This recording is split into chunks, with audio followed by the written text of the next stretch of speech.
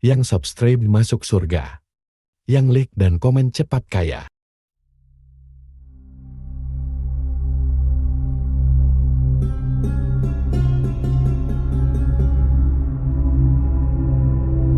Assalamualaikum warahmatullahi wabarakatuh. Para pemirsa YouTube sekalian dimanapun kalian berada, pada kesempatan kali ini insya Allah kita akan membahas terkait 5 langkah menggagalkan godaan setan.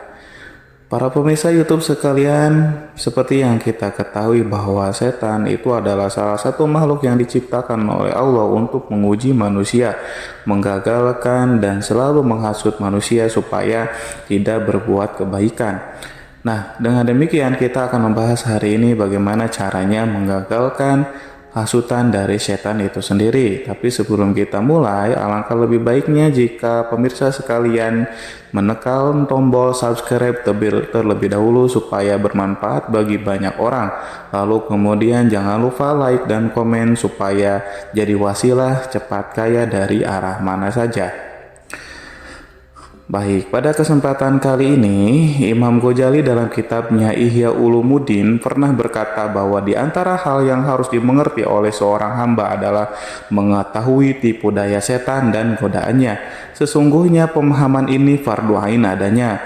Hanya saja kebanyakan manusia tidak mau mengerti dan lebih suka disibukkan oleh pengetahuan-pengetahuan yang menjebak dirinya sendiri masuk ke dalam kubangan setan. Oleh karena itu, akutnya tipu daya setan, maka seorang hamba harus mengerti berbagai kiat mematahkan bujuk rayu setan. Hal ini berfungsi untuk menyelamatkan diri dari para setan yang terkutuk.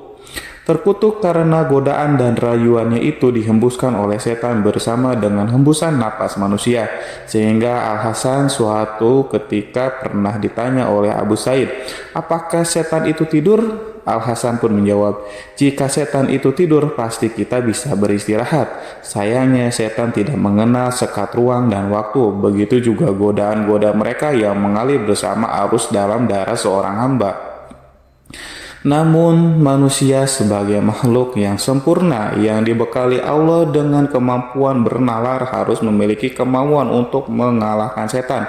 Dan oleh karenanya Al-Ghazali dengan jelas menerangkan 5 kiat mematahkan godaan setan. Yang paling pertama yakni adalah membuat kurus setan dengan memperbanyak zikir kepada Allah Subhanahu wa taala.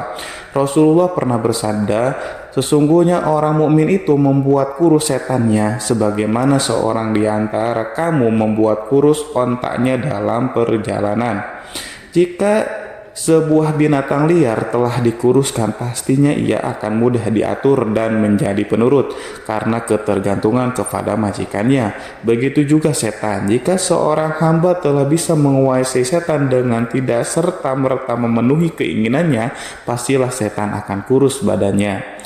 Yang kedua, janganlah seorang hamba mendekatkan dirinya kepada tempat-tempat kemaksiatan dan orang-orang mungkar.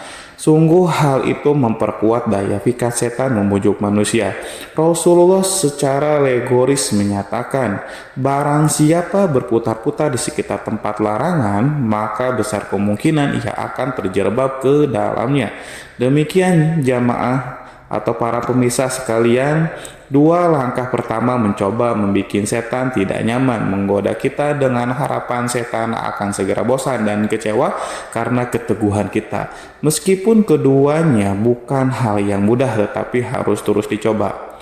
Dan yang ketiga, hendaknya seorang hamba selalu sadar bahwa sesungguhnya tujuan setan menggoda hanyalah ingin menjerumuskan kita ke lembah kenistaan dan kemadorotan abadi. Tidak ada godaan setan yang membawa pada kebermanfaatan. Sesungguhnya setan berbuat demikian karena setan ahli cuci tangan. Ibarat penjegal yang merasa puas jika korbannya jatuh tersungkur dan dia terkekeh dengan bangganya. Dalam surat Al-Hasyr ayat 16 Allah menerangkan, ketika dia berkata kepada manusia, kafirlah kamu, maka tatkala manusia itu telah kafir, maka ia berkata, sesungguhnya aku berlepas diri dari kamu.